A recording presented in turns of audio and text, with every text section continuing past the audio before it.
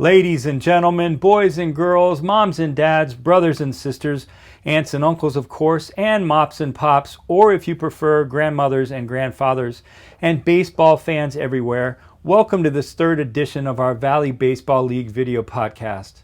Hello, everyone. My name is Graham Knight, and on behalf of the Valley League and the teams in this league, I'd like to welcome you all to this video podcast. Tonight, we've got a very special treat for you. In just a few minutes, we're going to bring you an interview we did with Mike Smith. Mike is the head coach now of the Winchester Royals. If we were playing games this season, he'd be in his second year as head coach with us. He's coached in the past as an assistant coach. He was with us last year, and I expect him to be our head coach next year when we all return to the baseball diamond. We'll bring you that in just a few minutes. But before we do, for you newbies to the Valley Baseball League, I want to share a few things with you that you may not know. In a second, I'm going to share with you a look at several players who made it out of our league into the majors. And at the end of all of this, I'm going to share with you a couple of stories that most people don't know about the Winchester Royals. So if you're new to the Valley League, let me set the stage for you. The Valley League is in an alliance, the NACSB, the National Association of Collegiate Summer Baseball. There are 12 teams in that league, among which is probably the most storied of all wood bat leagues, the Cape Cod League. Most people who know about the summer leagues know the Cape Cod League, and they know that in part because of a movie, Summer Catch, which included Jessica Biel. That's, to me, one of the deciding factors in terms of the Cape Cod League, because that took the league out of kind of the sports arena and set it into pop culture. One day I hope the same thing will happen with the Valley League. But of the 12 teams in the NACSB, all 12 are partially sponsored by Major League Baseball. You can't say that of the other 80-plus summer leagues that exist. At least we know that the 12 leagues in the NACSB are partially sponsored by Major League Baseball. They require us to do several things, and there are several great leagues in that alliance. The Cal Ripken League is in that alliance, Coastal Carolina. I encourage you to go to NACSB and take a look at who's in that league. As Bruce Alger told you in our first episode, the Valley League is considered 7th among the 80-plus leagues there are, and we're working hard to become number 1. So that's the kind of where the Valley League lies in the scheme of summer leagues, summer baseball leagues. Now let me introduce you to a couple of players who actually made it from the Valley League into the majors. So around the 7th game, I got the call. Well, first I actually got a text from a couple of friends saying congrats, and I didn't really know what it was about. And I looked on the, draft tracker, and I saw that my name was called, and they gave me a call afterwards. It was a pretty cool experience. I was actually sitting next to him in the locker room, and all of a sudden I got water thrown on me, and I jerked my shoulder over, and they're picking him up, and he's all jumping around, and it was a great experience, and very happy for him. We've had probably 30 or so that's made it to the major leagues. Right now we have three up. Corey Spangenberg with San Diego, Tyler Thornburg with Milwaukee, and Josh Edgin with the Mets. It's a building block for everybody: umpires, coaches, staff, administrators, of course, players. I mean, the league exists obviously for players. You're seeing some of the top baseball prospects in the country coming to Winchester, Virginia. We got kids coming from major SEC, ACC programs coming here, and a lot of these guys are going to have a good chance at playing professional baseball. As a little kid growing up, your biggest dream is to be drafted to a professional baseball team, and it's a dream come true, really. Let's give it up for the World Series champions, the Kansas City Royals. In 2015, Dayton Moore's Kansas City Royals won the World Series title. In 2016, Dayton Moore was inducted into the Valley Baseball League's Hall of Fame for his distinguished career. All right, so that does it for our little primer on the Valley Baseball League. Tomorrow I'm going to bring you a look at the league from the professionals' perspective. I'm going to bring you an interview I did with Dayton Moore, who's the general manager. After this interview with Mike Smith, I've got a great Dayton Moore story I'm going to share with you. And I will also bring you a look at the league from a scout's perspective. So expect that in our 4th edition of the Valley Baseball League's video podcast. But now, as promised, here is Jeremy Huber interviewing Mike Smith of the Winchester Royals. Hello and welcome into another edition of the VBL podcast. I'm your host, Jeremy Huber, voice of the Purcellville Cannons, and today, lucky enough to be joined by the head coach of the Winchester Royals, Mike Smith. Mike, it's been a little while, but good to see you again. Nice to see you again, Jeremy. Thanks for having me. Appreciate it. Oh, no problem at all. And Mike, one of the reasons we want to get you on, because obviously with your role with the Royals, but you have an interesting perspective because you're also a high school coach in the area. We'll get into that in a second, but let's start off here. What were your initial thoughts when you heard about the Valley League season being shut down? Well, I mean, I kind of figured this announcement was going to come due to the cancellation, especially the spring sports in high school. And the more that you kept reading about it in the news and through social media, that this was going to happen, and I was pretty much prepared for it. Disappointed for the kids, especially, but I kind of knew this was going to happen. Yeah, and again, let's get into it. You're the head coach at Clark County, so you have high school kids, and as disappointing for you as it would be to not be able to bring some of these national talents in from around the nation, maybe even more disappointing and heart-wrenching for you to see some of those kids you've coached at the high school level not get to finish their careers, correct? Very, very disappointing. I had a special group of kids, 8 seniors, and I've had these kids since they were, 8th and 9th graders at the JV level. And this was supposed to be a year where they were going to shine. It was very disappointing. My heart goes out to them. A few of those guys will be able to continue on at the college level, but for some of them, this was the end of their high school career, and it was sad. We're supposed to be in Myrtle Beach right now, playing our first game at 2:30, and I know that's where all the kids wanted to be, but unfortunately, we couldn't make that trip. Mike, again, you have that interesting perspective where you coached for a few years in Purcellville. You are the head coach in Berryville, and you're the coach of the Royals out in Winchester. So you have a nice area, kind of that northwestern Virginia area. What has it been like from what you can gather, people obviously dealing with the coronavirus and dealing with some of these cancellations? Well, I know it's been disappointing. I'm on Twitter a lot with our social media with Clark County and with Winchester. So I'm kind of scrolling through, seeing some other coaches and their takes on it. It's been a big disappointment. I feel bad. The local area does have a lot of high school talent. I know these young men were just devastated by this news. So I'm in the same boat with them. This will be year number 27 for me doing high school and some type of summer baseball, and I'm not really sure what I'm going to do now. So my heart goes out to everybody in the local area and what they're feeling. Mike, I know that you have a bit of a reputation as a guy who pretty good recruiter when it comes to the Valley League. I know Purcellville gave you some credit for some of the guys you helped bring in. Because of that, have you been reaching out to college coaches and players just to kind of reassure them and thank them for their commitment, even though they're not coming, but also to try to keep those lines open for the next year when the Valley League comes back online? Yes, I have. As soon as the Commissioner Alger put the announcement out and it was on social media, I reached out to all 30 players that I had recruited, thanked them for their commitment in coming to play for me in the city of Winchester. A few of them they all understood the situation. They all understood the safety of it. The communication line is always going to be open. I have a lot of ties with a lot of college coaches, especially the ones that I'd recruited in here for this year. Some of the young men have already said they would like to come back if I'd like to have them, and of course I would.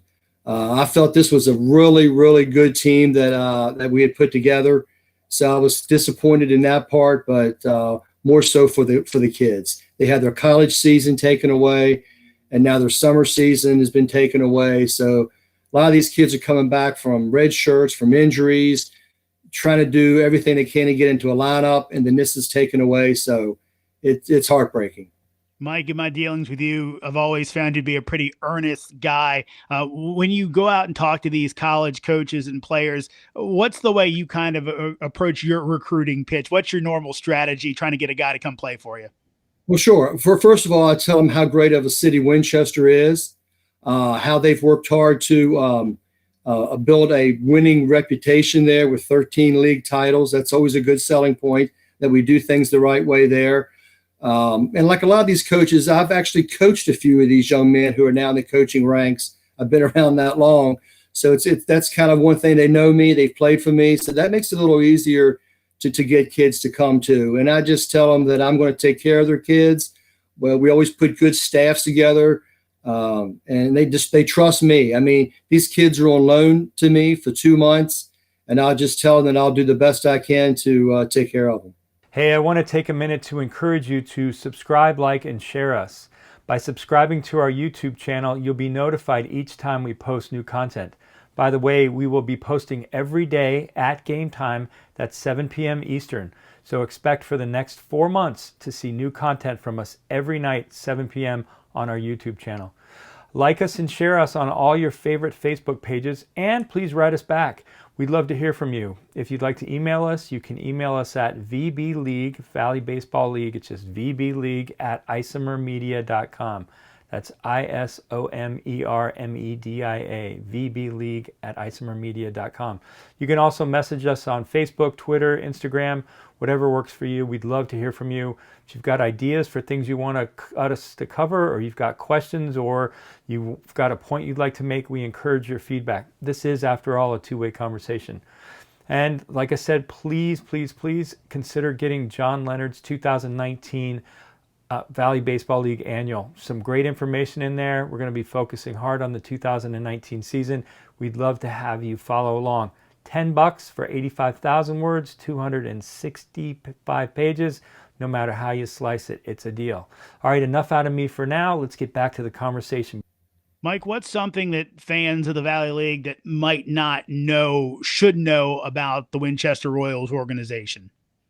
Well, the organization, which goes back to 1979, and Mr. Phillips and Mr. Ship, there's just a lot of people that have put their heart and soul into that organization for this long. We have good board members. They're looking out for the best interests of the players, the coaching staff, what's right for the fans. So, like I said, the reputation there is just, it's great. And I think that's what I try to sell to a lot of college coaches and the players, that this is where you want to be. Mike, are there some advantages being in Winchester? I know it's one of the bigger markets, quote unquote, if you will, in the Valley League. What are some things that really you liked about this job before you took it? Well, I wanted to get back into being a head coach again one last time into the Valley League. That was a big selling point. I really wanted to give it another try. The city of Winchester is very supportive of the Royals. As you see, if you come to our games, you have the sponsor nights. You have all the banners on the outfield wall. So it has a lot to offer for the kids with gyms to go work out and things to do, movies. And there's just a lot going on there in Winchester. So it's a bigger, not a huge city, but it's big enough that the kids can enjoy themselves while they're there. Mike, what would be a message, and again, we kind of touched on it, but what would your message be to the players who couldn't come to play for you this summer? Well, my message to them is just to stay healthy, keep working out. And that was one of the things, one of my concerns was if they did allow it, say we were to come back in June, into June or July, you've got 16 arms that are coming in to throw. Some of these kids may have not had opportunities to get out, throw their bullpens, go to the gym and do those things. So I'm telling those guys to keep working hard, keep doing your college program that you've been working on. Same with the position guys, get out there and hit, do what you can in this time of crisis, but I'm sure it's going to pass. And I'm sure those guys will be looking forward to the fall season, just raring to get out there. Mike, we're going to put you on the spot a little bit here. I asked this of Commissioner Alger on a previous episode of the show. Since you're one of the coaches, one of the guys who has input in this, if there was maybe a tweak to the Valley League, rules wise or something in general, what would you like to see if you could put the commissioner's hat on maybe for a day and something you think that might make the league a little better? Ooh, I tell you, the league, that is a tough question. It always comes down, I think, to the amount of games played. I think at the very end, you have a lot of these kids, especially junior college kids, that have to leave in order to get back to their new school. And I think you start losing players then at the very end. I know it's a grind, and that's what MLB wants to see. Can these kids play every day? But maybe a couple games less being played to where we can finish this thing up, to where some of these kids can stay a little bit longer. I think that's been, kind of the problem here with kids wanting to stay. And we encourage them to stay. Their college coaches want them to stay, but some just have to leave. So that's just the way it is. Every team goes through this, not just Winchester, Percival. It's everybody. But maybe just going down to 40 games instead of the 44 may help us a little bit. I know it hurts revenue-wise for these small towns. I get it. That's how it is. But I think tough question, but maybe just scale it down to about 40 games and let's get this thing wrapped up maybe just a little bit sooner. Well, we appreciate the candor on that, Mike. A guy like you who's been around these games for a long time, your opinion is quite valuable. One last one for you, Mike. We'll let you go. What are you going to miss the most about not just missing the Valley League season, but missing high school and maybe even the MLB season this year? What do you miss the most about missing baseball season overall? Well, the first part I'll answer is the high school. I'm going to miss those kids. I mean, I was seeing them on an everyday basis. I was part of their life. They were part of mine, just like your sons. I mean, it kind of gives me goosebumps now thinking about it. It's just those kids went through so much, and I asked so much of them. Just to see this kind of end, and I can only wish them the best. We're going to get together as a group once this passes, so we can get together one last time before the fall.